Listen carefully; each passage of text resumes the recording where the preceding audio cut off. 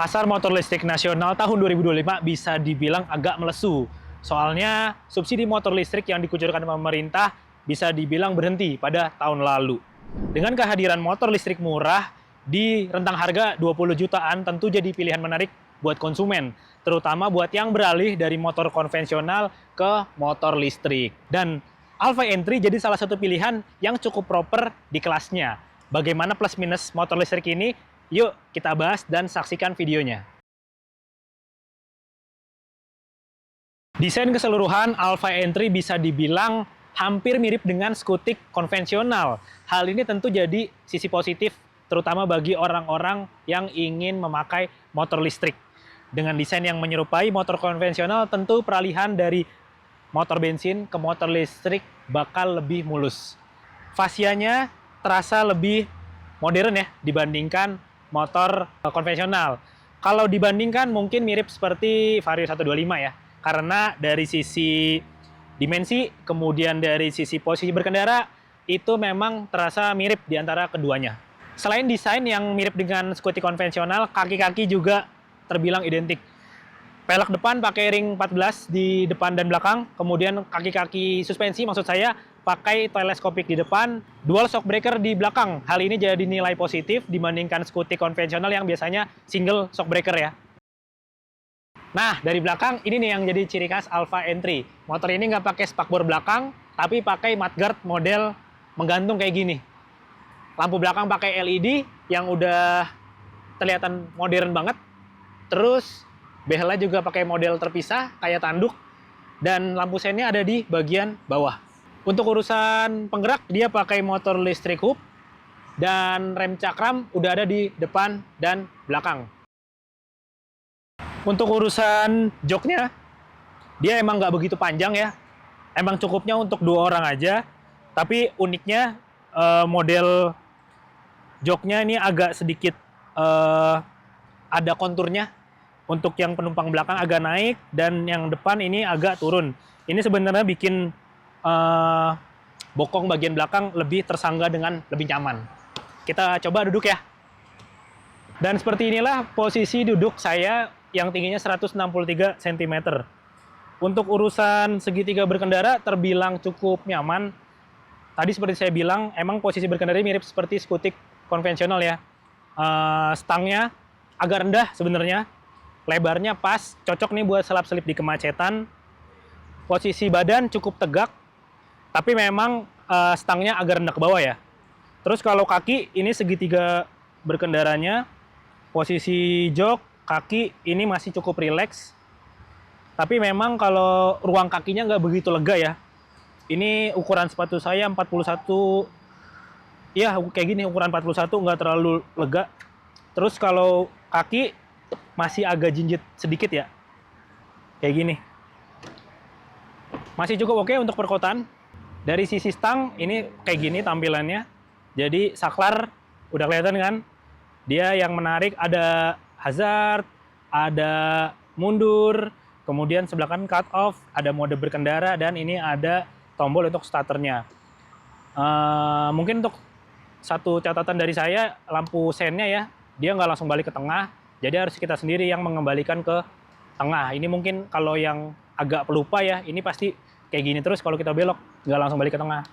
Terus untuk layar speedometernya pakai negatif display, yang sebenarnya kalau siang-siang nggak begitu kelihatan jelas ya.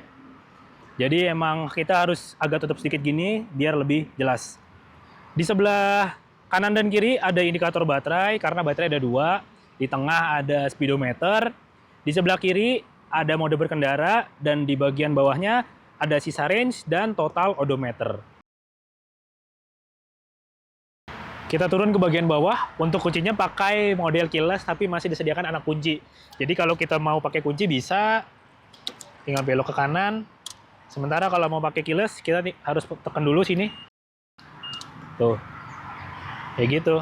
Dan untuk ruang penyimpanan dari sisi depan sebenarnya agak terbatas ya. Kita di depan cuma ada ruang penyimpanan seperti ini. Terus di sebelah kanannya ada untuk HP, dan ada soket charger. Terus untuk di bawah jok, kita lihat ini adalah ruang baterai ya. Kalau kita lihat di sini, Nih, ruang baterai ada 2, terus ada penutupnya, dan di atas kalau ditutup bisa jadi ruang bagasi. Tapi emang nggak begitu besar, tapi bisa untuk jas hujan, 2 buah lah, dan ada beberapa barang kecil. Untuk chargernya sendiri, pihak Alfa sepertinya menempatkan di bagian area belakang. Ini sebenarnya cukup fungsional ya, tempatnya dikasih sedikit space gitu, jadi ruang bagasinya bisa lebih terpakai. Untuk rasa berkendara, motor listrik Alfa Entry bisa dibilang sangat mendekati rasa berkendara dari skutik konvensional. Alasannya, penyaluran tenaga terbilang halus. Jadi kalau kita putar gasnya terasa linear ya, dari pelan, terus kecepatan menengah, kecepatan tinggi itu nggak terlalu mengagetkan. Jadi terasa lebih slow gitu. Maksudnya tidak terlalu menghentak. Kemudian untuk bandingan suspensi depan belakangnya menurut saya patut diacungi jempol.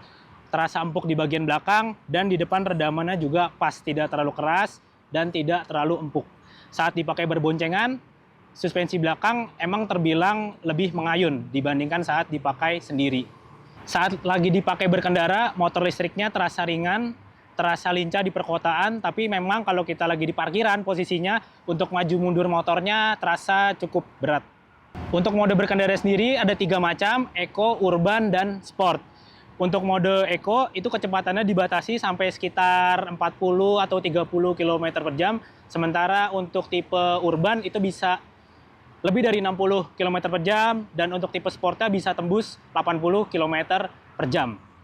Tapi yang jadi catatan, motor listrik ini memang terasa agak lambat saat di tanjakan. Jadi kalau kita lagi jalan menanjak, apalagi berboncengan, motor listriknya terasa mungkin agak tidak kuat ya. Jadi meskipun kita taruh di mode sport, rasanya cukup berat. Misal saat kita ingin menyalip kendaraan di tanjakan, itu mungkin agak susah ya, tanpa ancang-ancang yang jauh. Jadi mungkin agar lebih nyaman, lebih lancar, kalau jalan menanjak kita harus ancang-ancang dari jarak yang lebih jauh. Kalau kita dari posisi sudah menanjak dan ingin melakukan akselerasi, itu memang agak lebih berat. Kekurangan selanjutnya ada di bagian footstep belakang. Jadi untuk penumpang dengan tinggi 160 cm ke bawah, posisinya agak jauh ke depan ya. Jadi agak sulit dijangkau. Tapi mungkin bagi penumpang dengan tinggi 170 ke atas lebih nyaman karena posisinya lebih jauh ke bawah. Terus untuk spakbor belakang, meskipun terlihat futuristis dan kelihatan keren gitu ya, ternyata tidak mampu menghalau cipratan secara baik ya. Jadi kalau lagi hujan, air masih nyiprat ke bagian bodi belakang. Untuk klaim jarak tempuh dari Alfa mengeklaim mencapai 140 km. Tapi berdasarkan pengalaman kita untuk berkendara di Jakarta dan sekitarnya ya, untuk lalu lintas normal, ada macet, ada lancar, mungkin di kisaran 100 km sampai 120 km. Lalu untuk pengecasannya sendiri, sejauh ini kita belum pernah nyoba sampai habis banget. Jadi baterainya masih tersisa di kisaran 50 atau mungkin paling mentok di kisaran 40% dari 100%. Pengecasan kami lakukan di rumah ya, menggunakan charger bawaan. Charger bawaannya terbilang oke sih. Jadi maksudnya dari kabel-kabelnya, dari adaptornya ini materialnya bagus, tidak terlihat ringkih, dan dia ada kipasnya. Jadi bisa meminimalisasi panas ya. Untuk mengecas sendiri kita langsung colokin aja ke colokan di bagian deck. Terus waktu pengecasannya sendiri, karena tadi kita cas dari 50%, itu kisaran 3-4 jam udah penuh. Dan satu lagi, Alfa menyediakan SPKLU di beberapa titik ya di Jakarta. Salah satunya di Pizza Hut Restoran dan di Kopi Kenangan.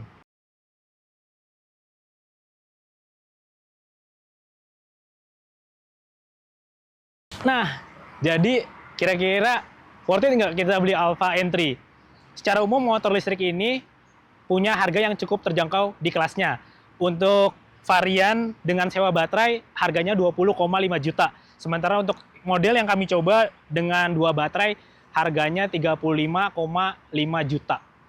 Dengan harga yang mirip dengan skutik konvensional, Alfa Entry sebenarnya jadi pilihan menarik buat yang ingin beralih ke motor listrik. Soalnya secara rasa berkendara, motor ini sangat mendekati dengan skutik entry level ya.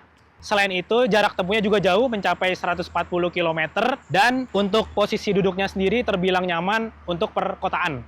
Jadi, tentu saja Alfa Entry bisa kalian pilih nih untuk bagi yang pertama punya motor listrik, terutama yang pengen ngerasain gimana sih rasanya, posisi duduknya, terus impresinya pakai motor listrik dari yang sebelumnya motor konvensional.